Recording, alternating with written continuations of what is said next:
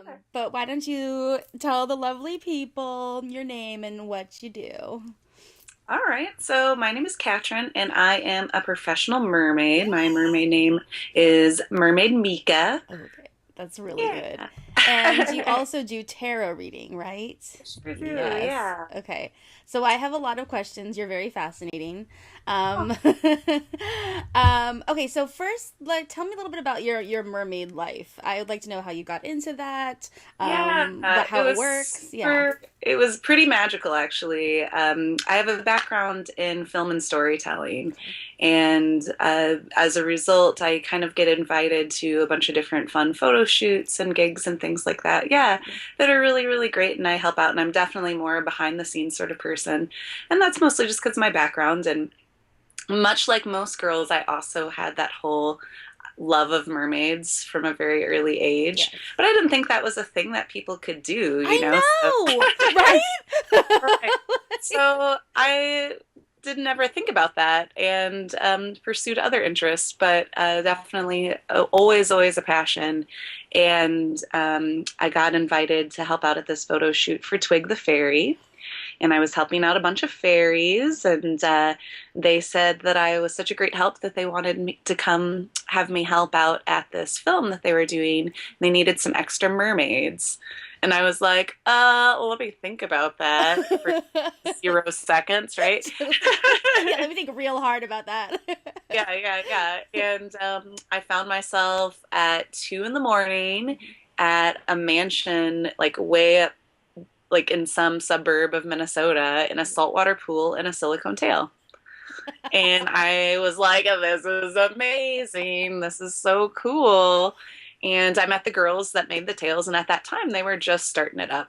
Okay. They were just working on things. And I chatted with them because I had so many questions. I'm also an artist, so Mhm. I really wanted to know about the process and the technique and how they were all made, and we really hit it off, and I really liked them as people, and so we exchanged numbers and we started talking, and they, like I said, were just starting off, and so they were really trying to figure out how to make smaller flukes, how to make them more efficiently, things like that, and I had my own ideas and things like that. And so they worked with me and I worked with them and we created this tail. So that tail behind you is Yeah. that's the tail that you made. Yeah. Wow. Okay, so if people are just listening to this, they can't see it, but it's this beautiful green tail. So tell me a little bit about like the tail. Like, what did you want to make? How did it like? How does it Yeah. work for you? You know? Definitely. So, my favorite colors in the whole world, first of all, are really greeny greens and deep blues with red. Oh, okay. I just really like that combo together a lot. And so I knew I wanted those Yeah. colors. And I also really felt like if mermaids were real, there would probably be some like combination dinosaur feathered like bird Yeah. kind of, and this like reptilian combo. And so I really wanted to highlight in the shape of my fluke and the shape of the fins and how they all flowed references to dinosaurs and feathers.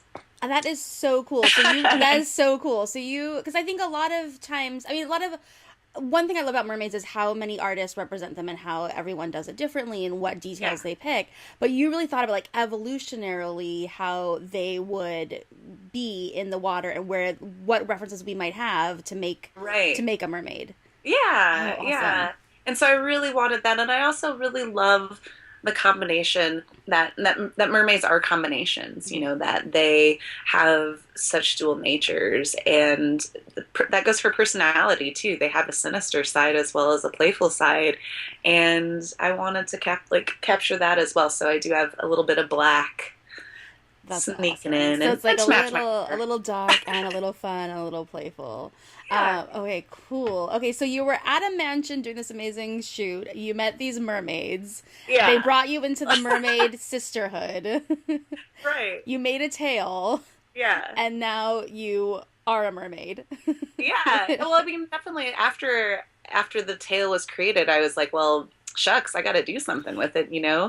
So I work at the Renaissance Festival, and I actually don't even do a lot of publicity. A lot of people just do word of mouth, Okay. and word got around, and so then I started doing birthday parties and weddings and corporate events and things like that. And Okay, yeah, that sounds like the best job ever. So good job. thank you. So when you are performing, tell me a little bit like what's the difference between what you're doing at a Ren fair versus at a children's birthday party? Yeah. Yeah, what's it like or what Right, happens? they're so different. They're so different. So, at the Renaissance Festival, I'm really a photo op. Hmm. Like that, we're not allowed to speak, and we do a lot of gestures. It's a lot of miming, which I also have a background in clowning, so that comes in pretty handy Okay.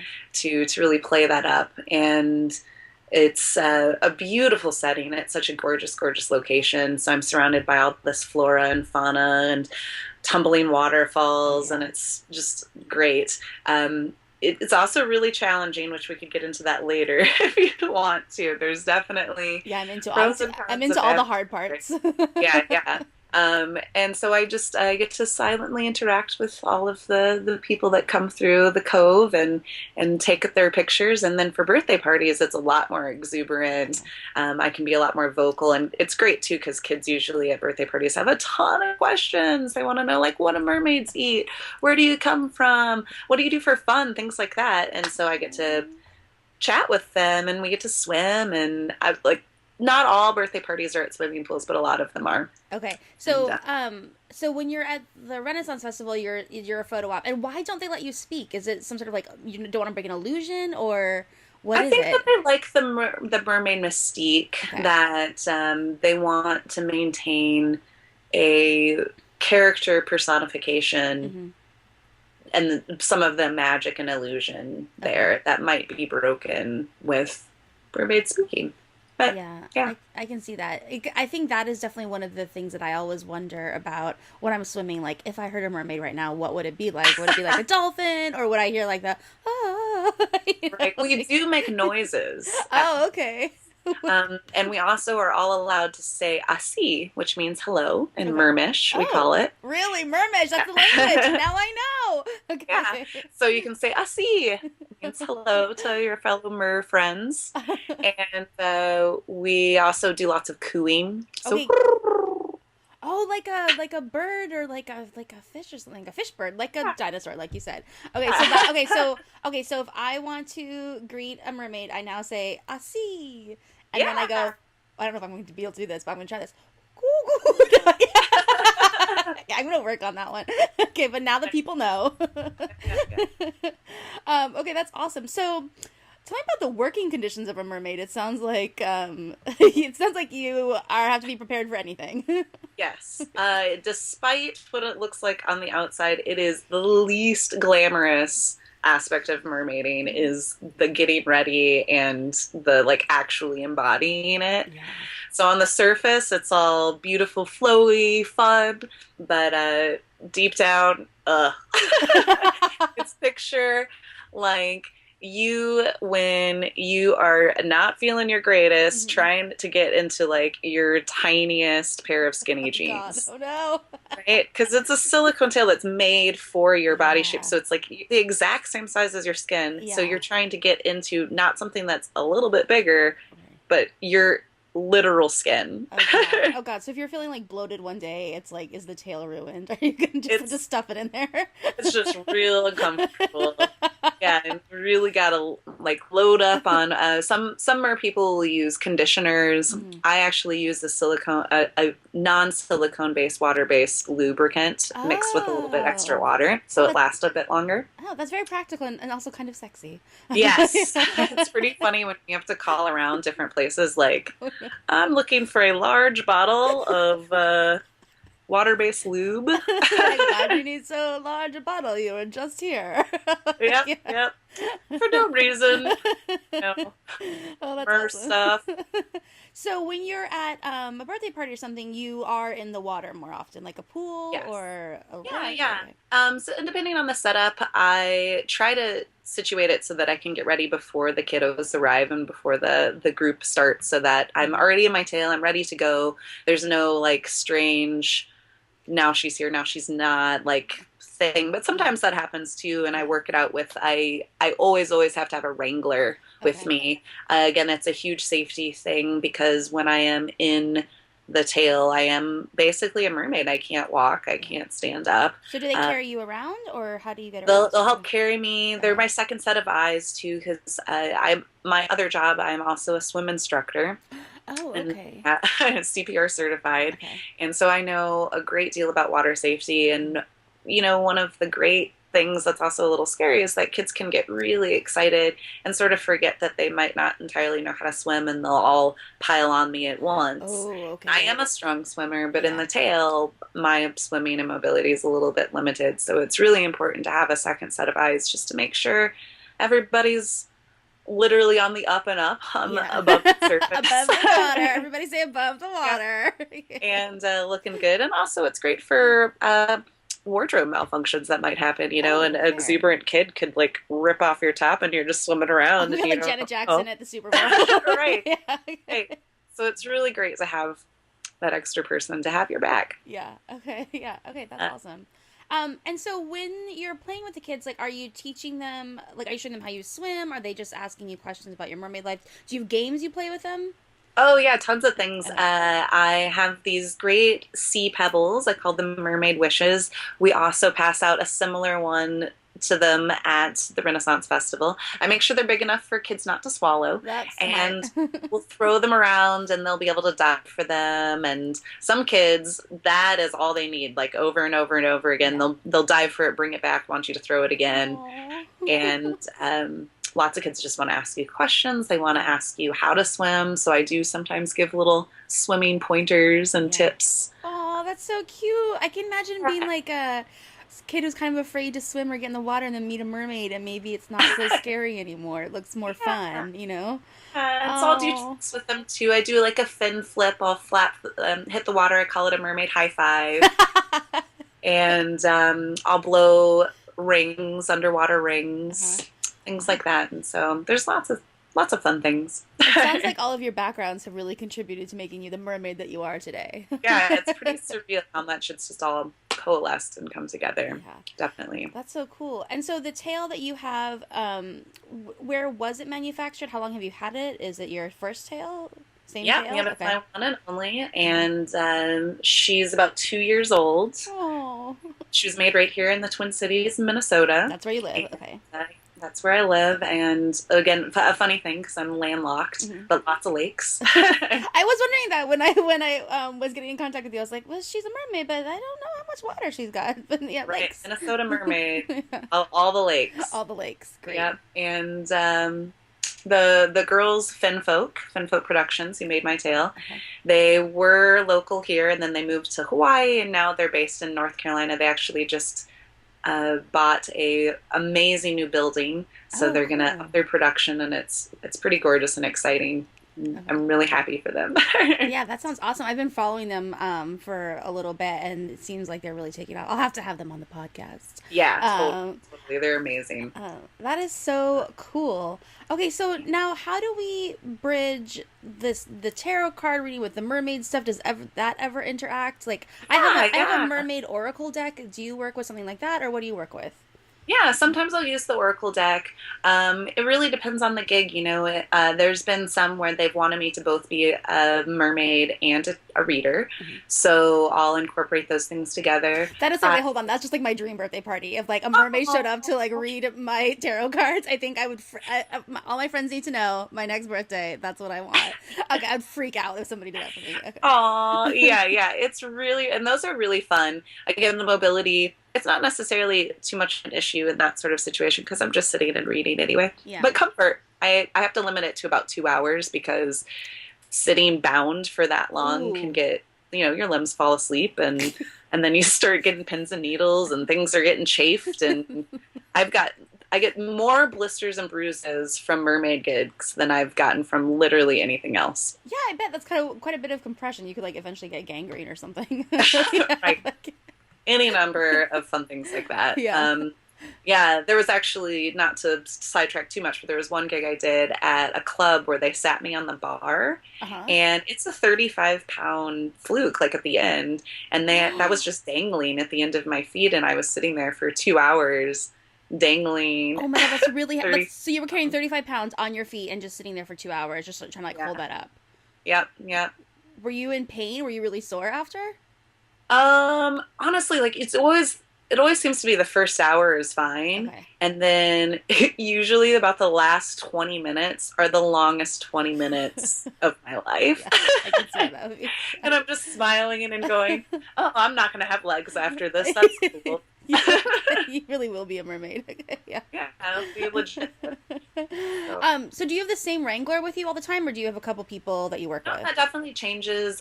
Depends on availability, and people have busy lives and Yeah. things like that. So I change that around. I'd ideally, at some point, really like to get someone who is also a photographer. Usually, I'll have whoever the wrangler is also snap some photos with their phone. Hmm. But it'd be really cool. I know a few other professional mermaids have that combo, and I think that's pretty Yeah, great thing to offer people. that sounds pretty sweet. Yeah. Okay, so you're doing a reading on a bar or whatever, Yeah. and like, I mean, do people generally ask you a question, or do you just do a general reading for them, or how does it work? It depends on the person. I do tarot readings, and then I'll also have done shell casting. Wait, I've what? done, What's that? Because that sounds yeah, amazing. Okay. yeah. So it's really cool. It's a technique I've been working on and developing myself. There Okay. are some readers out there who do different forms of oracle reading and divination, like bone casting or runes and things like that. Oh, okay. Similar. And this particular technique I've been working on really works with a lot of conversation with the person that I'm doing the casting for. We kind of talk about what it looks like. It's sort of like tea leaf reading, which I do a little bit every now and then Okay. um, with shells. Okay. Yeah. That's the coolest thing ever. Okay, so okay, no, I love this because mermaids have their own mystique, but you're really bringing it out into the world. Like, like here's some intuitive mystical knowledge I have. I have a mermaid tail, and like I can do both. Like, I think that's what I mean. There's all of those quotes that are like, tell your secret to the mermaid in the wind or something, and I feel like people could really just like call out a secret to you and you would receive Oh, it. and that's great that you say that, because I really do. It warms my heart, because I also tell people all the time that when they come to me, they don't even have to tell me what their question is. Mhm. So there's definitely been situations where they tell me after what the question was, and I'm blown away at how intimate and private Yeah. this moment is that they're willing to share with me. But lots of times when I do readings, I'll say, don't even tell me what's going on. Just focus on it, and we'll think about it, and we'll talk about stuff. But definitely, if you feel like you want to keep it private, keep it private. And then afterwards, they'll say, "This is actually what was going on," and I'll be like, So "Whoa!" you were right on it. Yeah. Yeah, Yeah. yeah. That I love that because I think I don't know if you feel this way, but I think one of the reasons I've been so attracted to mermaids is this idea that to like get to know one would show me something about myself, or there would be like a side that I could explore, or, like learn from the mermaid, or just there's just this idea I think that the mermaids have like some sort of wisdom, from the ocean or from Yeah. the whatever out there, and I Oh, love. that gets me really excited. Yeah, Thank yeah. you. That's That's so exactly what I cool. want to do. Yeah, okay, yeah. No, no, it's so neat.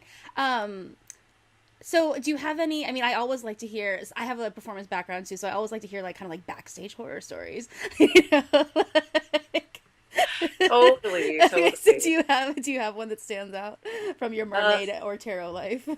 yeah, yeah. I mean, the physical ones are pretty rough, but the ones that are just really hard to keep working through are when you get the non-believers. And when I'm reading, I actually Oh, love non-believers. skeptics. Yeah, skeptics are Oh. my favorite, Okay, wait. Oh, the actually. skeptics are your favorite. Okay, because it's a They're my challenge or total just favorite. why? Why? This is so good. I really like them because I know that deep down, most skeptics are believers who they believed in something so much that it actually broke their heart. Oh my And it's god. just that it breaks my heart. And I really Yeah. want to tell them, that this is a safe space, and that there's room for healing, and there's room for play, and that that there's space for them too. Where it gets really hard is when I'm a mermaid and I'm at a kid's birthday party and there's kids that are disbelievers. Why are they And not believing? Have they I had know, somebody crush them already? No. right? And a lot of the power that they're getting is from the ability to say that you're not real. And Yeah. that's a power that I don't want to take away from them necessarily, but they're also ruining it for a lot of kids who do want to believe. Yeah. And so those are just really sticky situations where it's like, man, I understand what's happening, kid, but Yeah. really, really, do you got Yeah. to be stomping on my tail and ripping on like a hole Oh.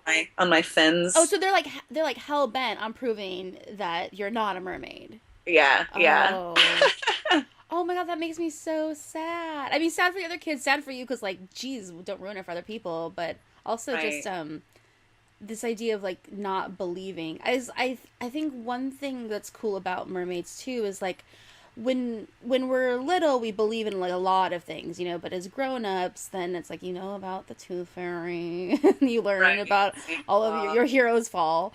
But there's still an opportunity I think to believe in mermaids as an adult, so it like gives me some hope or connection back to, you know, the time when I believed in when I believed in things. right. Like, In this jaded, yeah. cynical world. Yeah, I love what you said about skeptics having been people who believed in something so hard that it broke their heart. Like, Yeah. oh. So have you ever had like a success story with an adult skeptic? Oh, totally. Okay. This wasn't an adult, but it was definitely one of my favorite moments. It Yeah. was out at Renfest, Okay. and there was a whole big group of 13-year-old teenage boys. Mhm. And, you know, they're all about the bravado and showing off to their friends and being Yes. so macho. Yeah. They're like coming through the cove and they're like checking us out and they're like, oh man, look how fake they are. They're so fake, fake, fake. And just like yelling, like Yeah. letting everybody know that they know what's up. Yeah. Like There's. they're on to us, Mhm. and they get to me. And the way the cove is set up is that there's different spots, and the last spot is the tank, so we can actually go underwater. And it's sort of like at the zoo in the polar bear exhibit. Oh, cool. Okay. Yeah. Uh huh. See under the water, and it's an opportunity for them to have a little bit more interaction and lifelike interaction. And one of the things I do train both at the swim school that I work at and just in general is I do try to practice my breath holding.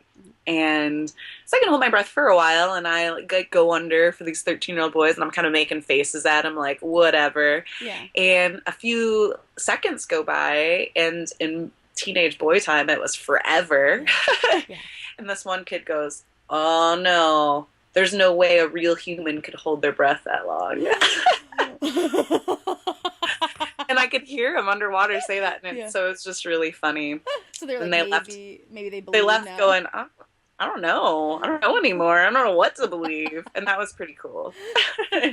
So you like got them a little bit. That's good. Yeah, it shook him a bit, and that Yeah. was. Like, oh. How long can you hold your breath for? It definitely depends if I'm moving a lot or doing a lot of even hand gestures. My breath holding is limited Okay. because you're using oxygen to move. Yeah. So if I can be totally stationary, I can do about a minute 15 is where I'm at now. Okay. But I'd say if I'm moving excessively, probably anywhere from 45 seconds to maybe almost a minute. Yeah. Yeah, I noticed I just went to mermaid camp, Awesome. which will be another episode. Listen to that one, Yay. guys. But I thought too when I was going to go there that I would learn all of these moves, and I did, but I realized most of it is just breath work of just trying to stay underwater long enough to do a move. Yeah. Yes, Yeah. So absolutely. it's all do you have any, I mean, you're a swim instructor, do you do any other sort of physical training or anything to keep in mermaid shape? To keep Is there a mermaid standard of physical fitness? Like the presidential Right, test? right. Oh, sometimes. I mean, the swim school and teaching lessons definitely takes a lot out of me most days. Yeah. So it really depends on my energy level and time. But I do like to do what I call a 20-minute dance party. Okay, that sounds awesome. What is that? It's just 20 minutes of dancing, and I would love to do it every day, but realistically, I do not. Yeah.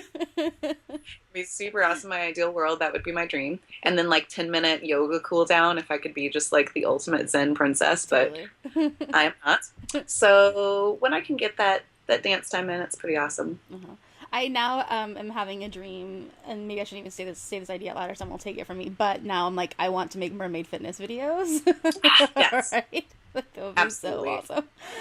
Okay. Okay. So earlier you were saying that there's a dual nature of mermaids. So can you talk a little bit about that? Because I think that's one of the things that's so intriguing about mermaids, and also what kind of scares people about them is we don't Yeah, know. yeah, Yeah. you don't really know. Mm. And I do use that also in my divination work, that duality and also going deeper, Hmm.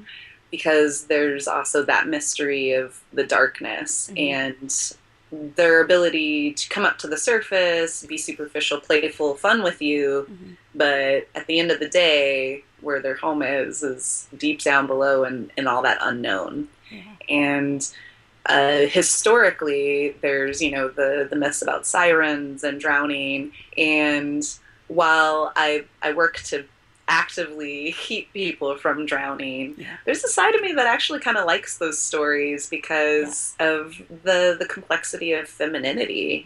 That being a woman and being a feminine object can be powerful, Hmm. and I like that deadly aspect. Yeah, I'm right there with you. I'm very drawn in literature and things to stories of like violent or vengeful women. So that Right. that part of mermaid stories when it turns like dark is always Where like, it's like, bring it, yeah, girl. yeah, bring it, girl. Get what you need. Yep. Yeah. I know, I love that. Yeah, yeah, exactly. And all the old sailor stories are like they would kiss you, but then maybe they would drown you, so it's like, Oh, oh, and I right. was like, I mean, I think that's probably speaks a lot to like historical fears of like powerful female sexuality, Yeah. but also this idea that like given any given day, depending on their mood, you might live or die. Right. Yeah. It's so fun. So stay on a lady's good side for Yeah, reals. that's the lesson, guys. Stay on a lady's good side. So, are there any mermaid legends or stories or movies or books that inspire you or that you love? Um, Yeah, obviously Little Mermaid and Splash at a very young age affected me. yeah, Got really deep into my psyche. yeah. I'm with you there. I rewatched Splash recently, and I was like, oh, this is the reason I moved to New York. I didn't even know it. It was just Oh, like, yep, yep, subconsciously. yeah, where it Yeah, just like gets in there. yeah. I also really really love the old Selkie stories. Mm, There's something about their colder waters, the combination of also fur and fen that I find really beautiful. I feel like they're a little bit less understood, so I like that aspect as well. yeah. Um, yeah, and they're in colder waters where most beautiful mermaids, you think of these like gorgeous tropical climates, which I would love to experience. But being in Minnesota, I'm cold all the time. So I like the idea of having this nice seal coat Yeah. like the Selkies might have, and that's pretty awesome. I just realized that you are in the cold all the time. So when you're at birthday parties and stuff, are you indoors mainly, It or depends on the gig. okay? Lots of the pool parties are at indoor pools, but I Mhm. have done a few gigs at lakes and even in the Mississippi River once. That's cool. That's very cool. And actually, one of the gigs that I did at a lake was one of my favorite gigs I ever did because I got to get in the lake before the kids got there. And they had a boat, like a pontoon boat, Yeah. and they were just like hanging out on it. And then the dad goes, "Hey, what's that over there?" And I got to swim up to them like a real Oh mermaid. my And god, no, it was wait. so But you're on the awesome. boat and the mermaid like swam up to them? I would Yeah. have lost it. Oh, that sounds so. Oh my, that's the perfect entrance. Like you get 10 million bonus points for that entrance there. It was Yeah, really, really yeah. awesome. And what was so funny was that for the first like 10 minutes, they were just speechless. They didn't know how to respond. Right, because you were a real mermaid, swam up to them and was like, "What's up? Are we hanging out today?" Yeah, and they didn't know what to say. They didn't know what to do. And at first, the parents were like, "Uh-oh, is this a really bad like? Have we scarred our kids for life?" Right, right. And like they'll never go back to the lake again. But then after that 10 minutes of just total silence with their mouths open, they were nonstop questions. They Oh just yeah, like we're silent, and then "Ba, ba, ba, ba, ba, ba, ba, ba." So what's the craziest or most surprising question that you've ever gotten from a kid, or a mermaid question from a kid or a party goer or something else? Surprising question.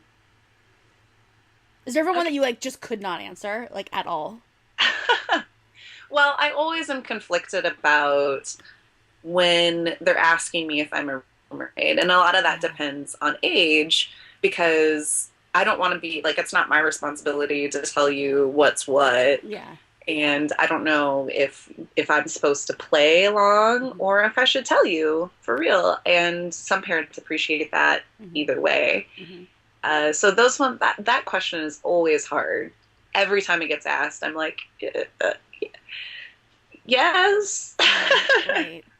Right. Yeah, I see that too. I would want to be like, yes, because I want to believe, but also there's some, in other times in my life, I have legs. Like, Yeah. yeah. And I think that it's empowering for some kids to know that, yeah, I am a real mermaid and Mhm. yeah, I'm a real human. Yeah. Like Yeah. that, and that works with the duality of the mermaid. And Right. that I can hold both of those simultaneously is pretty cool. Right. And kids are kind of great about that too, about understanding some things are completely dual in nature.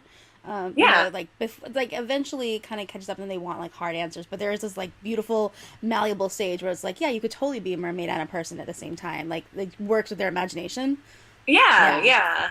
And so I think that that's what's really great about those moments is that there's a moment to be really vulnerable and honest with Mm. kids in a way that they can understand and appreciate. Yeah. And it makes it actually even more magic, even though you're you're being real with them, Yeah. that they can then, just like what you're saying, take it and it's a more powerful magical tool. Yeah. So do you have any mermaid idols, or is there like a mermaid level that you would love to get to? Like if time and money were no object, is there a certain mermaid life Yeah. you would live? Well, Hannah Fraser Mm-hmm. is someone I feel like a lot of us aspire to be just because one, she gets to do so many cool things and go to so many places, but she's also such a great advocate. Mm-hmm. And the work that she does for ocean conservation is really awesome. And I'd love to have that kind of clout, Yeah. like that just to take my name with me would help promote a cause that I care about Yeah. would be real awesome. So what would be the cause that you would champion if you were the world's most famous mermaid? There's so many. I think with my work with tarot and art and mermaiding, one of the things that I really try to work with people is a form of self empowerment, particularly with people who don't have a lot of power or maybe don't have a lot of voice. And it's something that I continue to do. I work with women's groups at women's shelters, so women who have had really terrible lives and are struggling to kind of find their power and their voice again.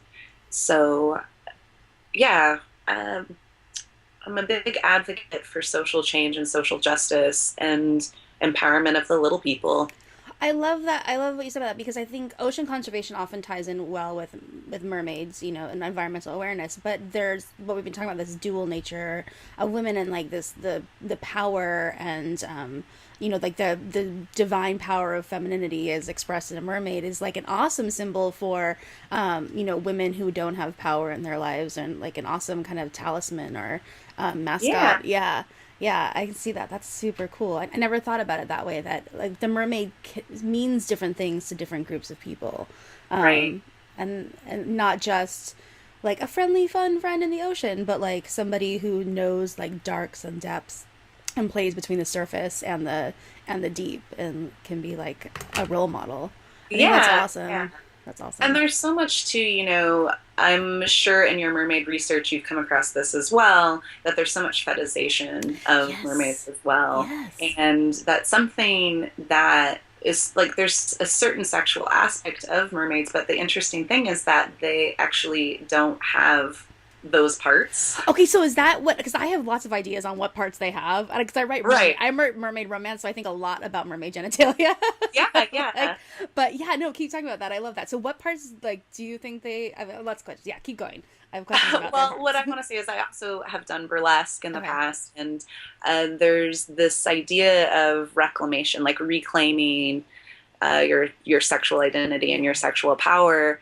And it's really interesting when I'm performing at a gig or at Renfest, especially Renfest, because the body is all omnipresent there. Yeah. But you're in this sort of safe space for children, Uh-huh. and again, that's like a really strange duality that you're maintaining this like sexual identity for some people, whereas there's also this idea of asexualness Yeah. that they don't fit, like physically show those that Right. genitalia, right? Right. But yeah, it's pretty interesting.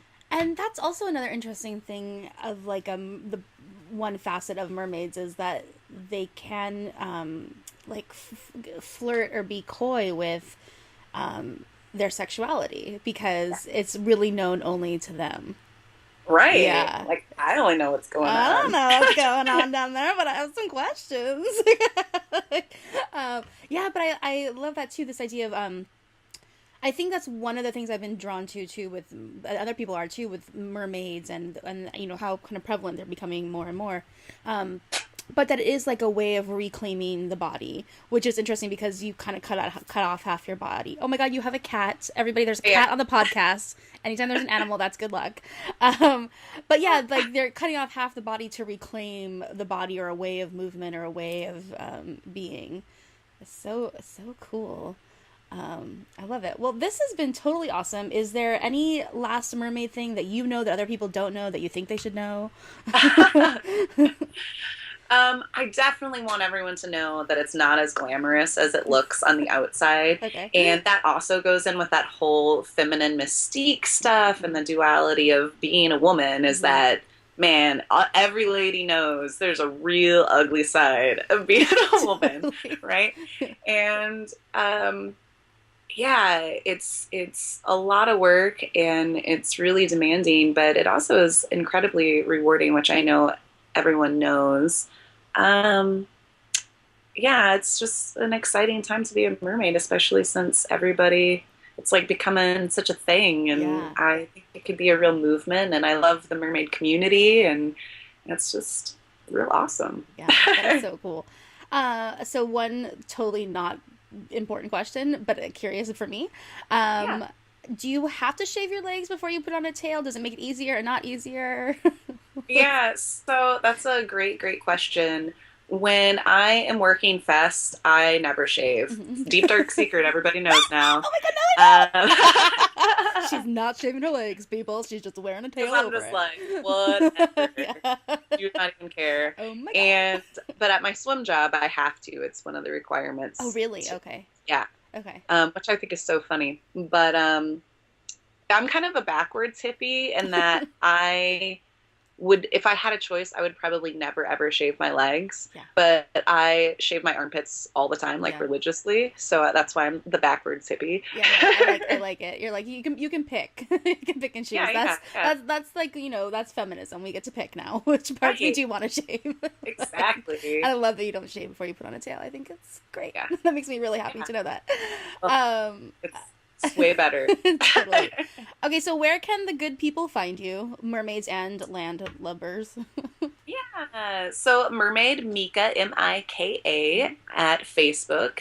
I do have a website. And truth be told, I don't use either the Facebooks or the website as much as I should. But I'm pretty quick at if people message me on there Okay. or my email, which is mermaidmika1, like the number one, all one word at gmail.com. I'm really fast at responding to that as well. Awesome. I'll put that on the show notes on you can go to mermaidpodcast.com or cinderlystyle.com and I'll have that up there. This has been totally awesome. You're an incredibly fascinating mermaid, tarot reader, clown, and burlesque performer. And I definitely want to get my shells casted. Yeah. Yeah. And there's also bubble work and scrying. What? No, There's your LinkedIn must be so long. Like your list of skills is like really good. there's just I mean, and that's the fun thing about mermaids is that the possibilities are endless. Yeah, the possibilities are endless. That's a perfect place to end. Okay. Thank you so much for coming here. Thank you. It's the Mermaid Podcast. We've got mermaids on the land and down below. Legs or fins, you will love our show. All the news that makes a splash is on the Mermaid Podcast.